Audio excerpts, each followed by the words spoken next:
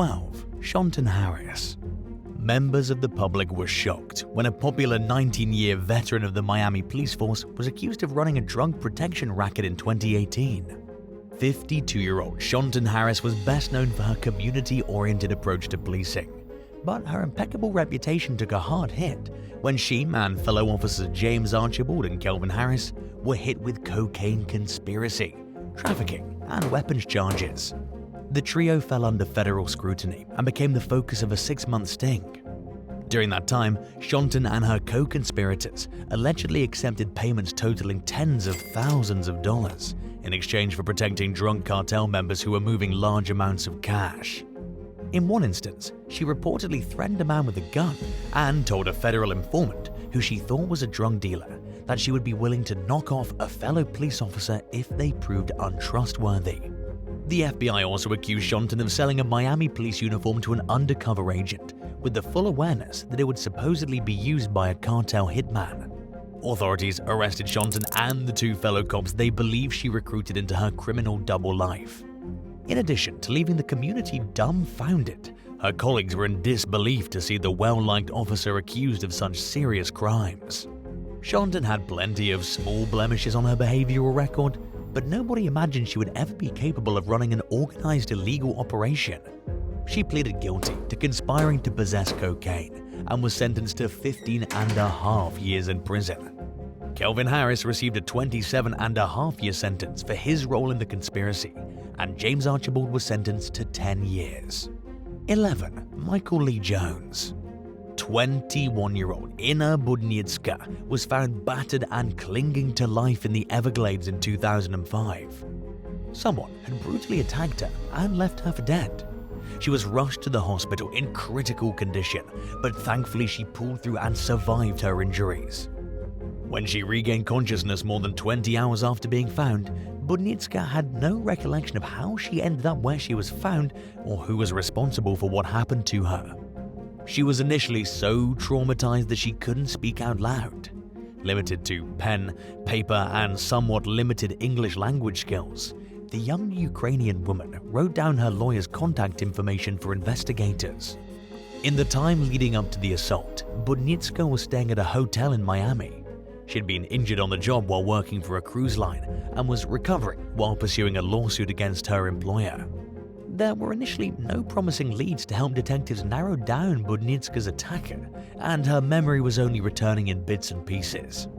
She was also struggling to distinguish which memories were real, and as a result the case went cold. Private investigator Ken Brannan took a crack at the case and noticed something that nobody else had. Surveillance footage from the hotel Budniecka was staying at showed her entering an elevator. She was never seen leaving, but Brennan did notice a man rolling a large suitcase in and out of the hotel during the period when she was last seen on security video and when she was found the next day. At one point, Budniecka could be seen engaging in small talk with the stranger. Brennan wondered if the man had stuffed Budniecka into the suitcase, and his fellow detectives initially thought he was crazy for thinking it was possible. But he ran with it, and he identified the man in the footage as Michael Lee Jones from Frederick, Maryland. Jones denied any knowledge or involvement in the crime and willingly gave a DNA sample. To the surprise of the investigators who doubted Brennan, it was a match. Due to limited evidence, Jones pleaded guilty to a lesser charge than what truly reflected his actions, and he served just 2 years in prison. But Brennan was convinced that Jones was a serial offender and campaigned successfully to get his DNA added to the National Combined DNA Index system. It paid off majorly when Jones's DNA matched with samples from several cold cases throughout the United States, including 2 assaults against women in New Orleans that happened in 2003, as well as another incident from Colorado in 2005. Jones was sentenced to 24 years to life in Colorado and received a 45-year sentence in Louisiana, which essentially means he'll remain behind bars for life, where he can no longer harm innocent members of society. 10. The unsolved murder of Omar Lapara. In one of Miami's most gruesome and baffling cold cases to date, a 21-year-old Guatemalan immigrant named Omar Lapara was murdered and dismembered back in 2009.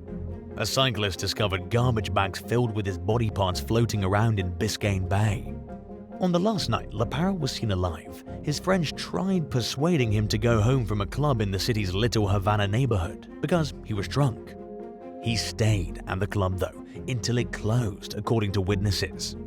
Cell phone activity from the next day led police to a local petty criminal who admitted to rifling through Lapara's pockets and stealing his phone when he was passed out drunk about a block away from the club. Detectives quickly ruled the cell phone thief out as a suspect. For now, the crime remains a true whodunit with no apparent viable leads. In 2012, investigators entertained the theory that Lapara may have been murdered by a notorious Canadian cannibal killer named Luca Rocco Magnotta.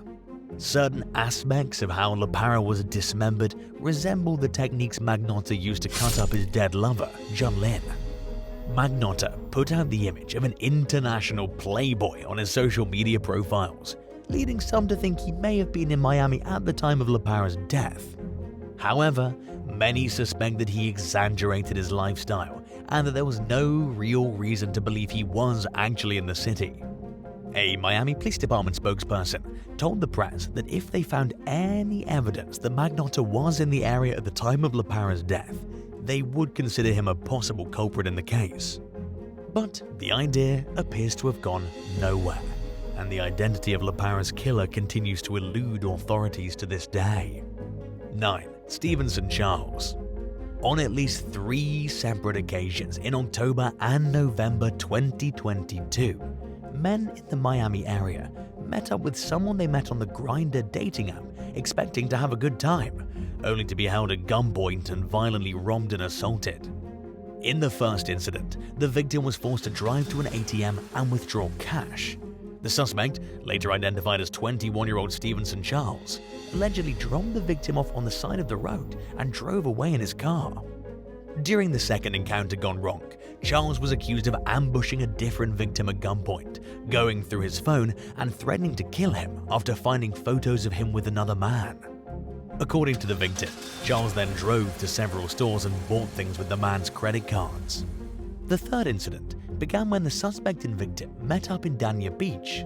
Charles allegedly forced yet another man he met on Grindr, along with the victim's roommates, to withdraw $1,500 from ATMs.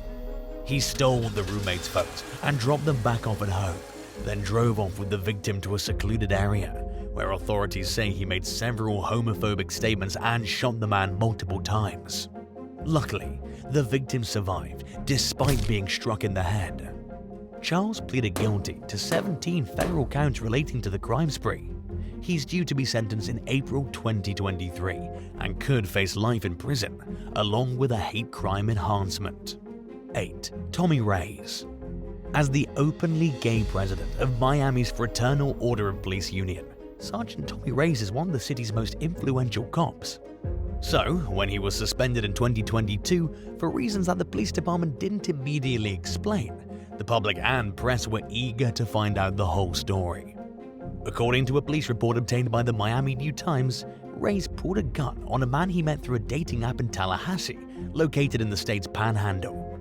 Police were called to the scene based on reports of a robbery, and while Reyes accused his date of stealing his wallet, it was the sergeant himself who was arrested in connection with the incident.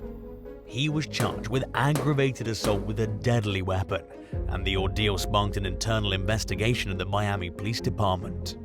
Reyes told the Miami-Dade Times that he wouldn't comment beyond saying that he was a victim and had nothing to hide, and that the Tallahassee police victimized him again.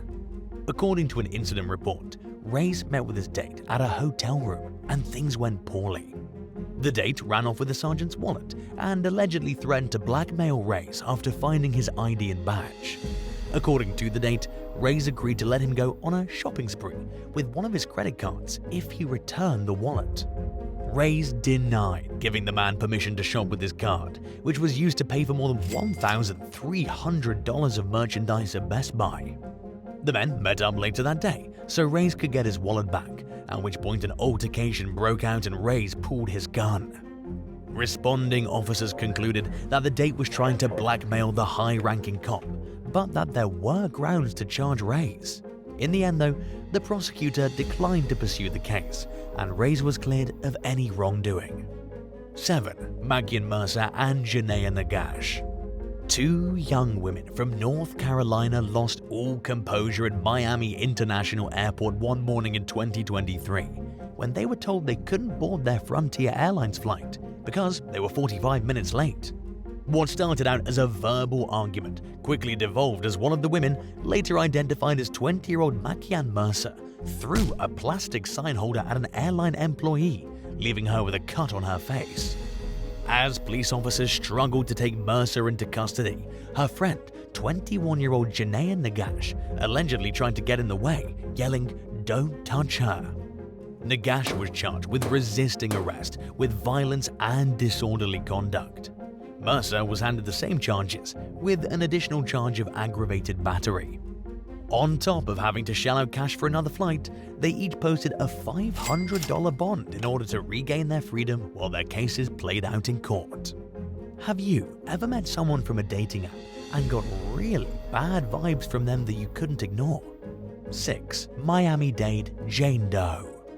Residents at the Biscayne Gardens apartment complex in the Miami-Dade County awoke one morning in 1979 to find a dead young woman lying at the edge of a wooded area next to a dumpster in the building's parking lot. Someone had strangled her, and she hadn't been dead for very long, according to the medical examiner. Based on where she was found, detectives theorized that she was killed elsewhere and then dumped in the parking lot.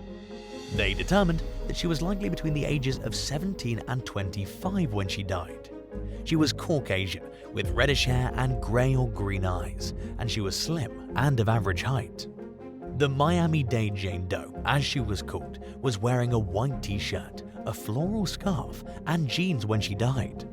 Her legs contained marks consistent with having ridden a motorcycle recently, and she had some filings in her teeth, indicating that she had access to dental care at some point in her life. More than 40 years after being found dead, Jane Doe's identity continues to elude investigators. They've ruled at least 19 women out in their attempts to identify her. Early reports speculate that she may have been a 19-year-old woman from Hollywood, Florida, who went by the name Philomene S. Love, but no record of a person by that name's been located. Another theory suggests that she was a runaway from Ohio named Tina, who went by the nickname Sheba. But again, nothing's been confirmed, so whoever the MiamiDade Jane Doe is remains a mystery. 5.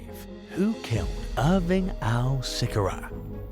Beverly Sikra walked in on a horror scene one day in 2001 when she entered her father's apartment in Miami-Dade County. She hadn't heard from 76-year-old Irving Alsikra in 2 days, and had become worried about his well-being, and with good reason, as she soon learned. Al had been bludgeoned to death inside his home. His skull was bashed in, and there was blood all over the apartment. The killer left behind fingerprints and footprints, and was seen on surveillance footage buying beer at a local supermarket with Al. Despite the plethora of evidence, the culprit's identity eluded investigators. In 2017, they managed to extract a DNA profile from a tiny sample found among the evidence. The results indicate that the suspect has a brother who's in prison in Michigan. Knowing the brother's identity could lead police to the killers, but authorities in Michigan refuse to disclose who the brother is and will only reveal someone's identity in cases of a perfect match. With the suspect's DNA absent from criminal databases, detectives have once again repeatedly hit a dead end in the case. To further complicate matters, Al was known to frequently bring men home from gay bars and beaches. Several visitors were ruled out as suspects, but it wasn't unusual for strangers to pass through, which only makes the possibilities more endless. Until or unless law enforcement gains access to information about partial DNA matches in Michigan, the case may never be solved. Accessing the information won't guarantee answers, but it would be a promising step. For now, all law enforcement can really do is work any new leads that come in, and hope that someone with information comes forward and helps crack the case. 4. Yesenia Sanchez. In November 2022, off-duty Miami police officer Damien Tolan was shot in the head during an early morning confrontation outside his home in Hialeah, Florida, just outside downtown Miami.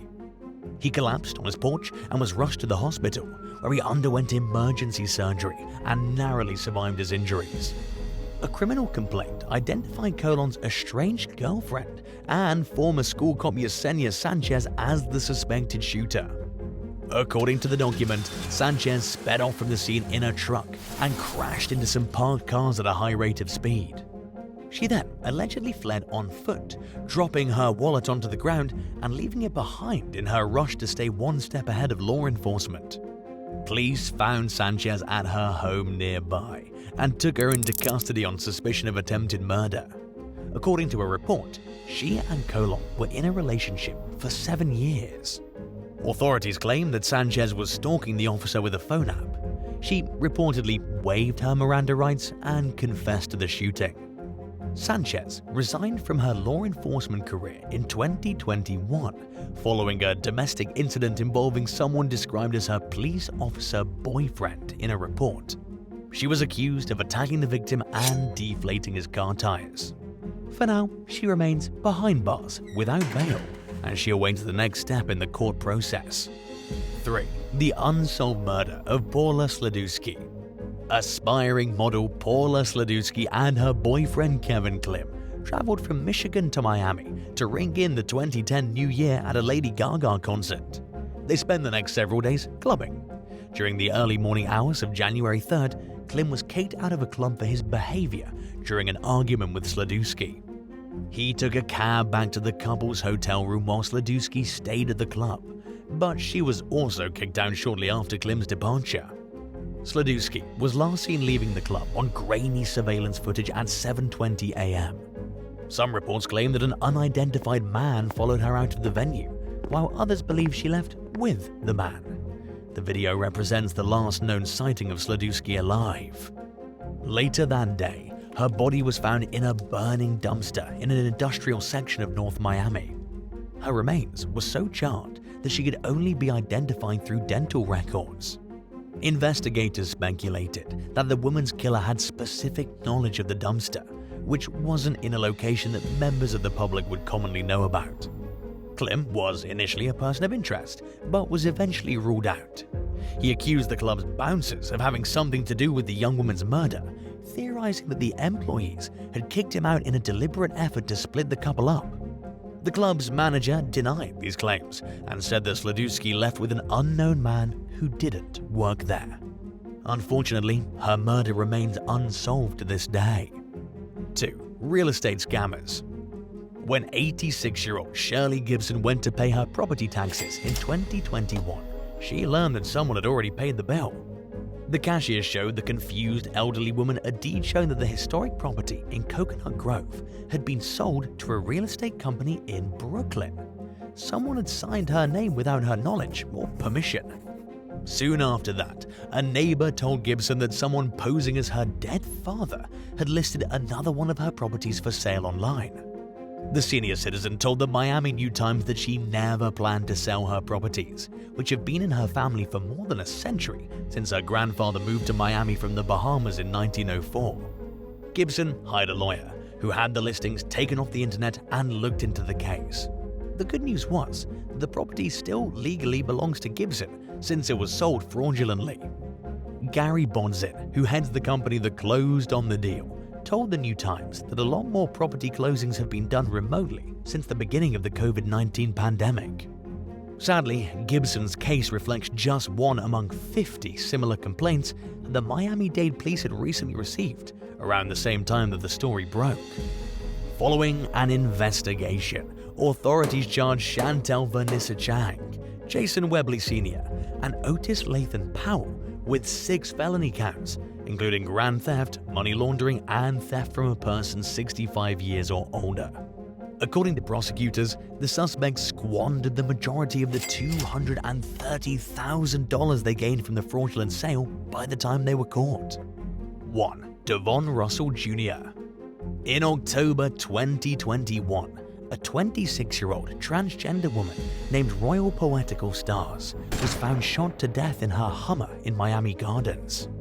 In an appeal to the public seeking information about the suspect, the Miami Gardens Police Department mistakenly referred to Stars by her dead name, the male name she was assigned at birth. According to LGBTQ+ advocates and the victim's family, this prevented them from learning about Royal's death in a timely fashion.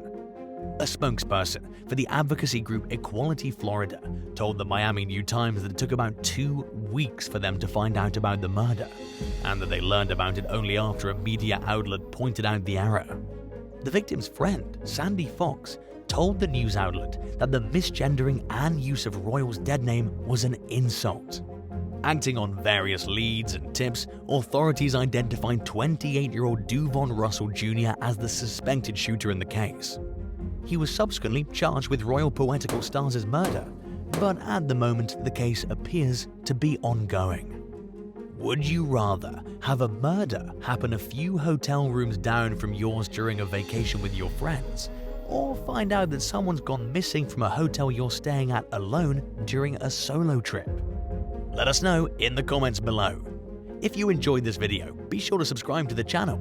Thanks so much for watching, and we'll see you in the next one. Bye guys.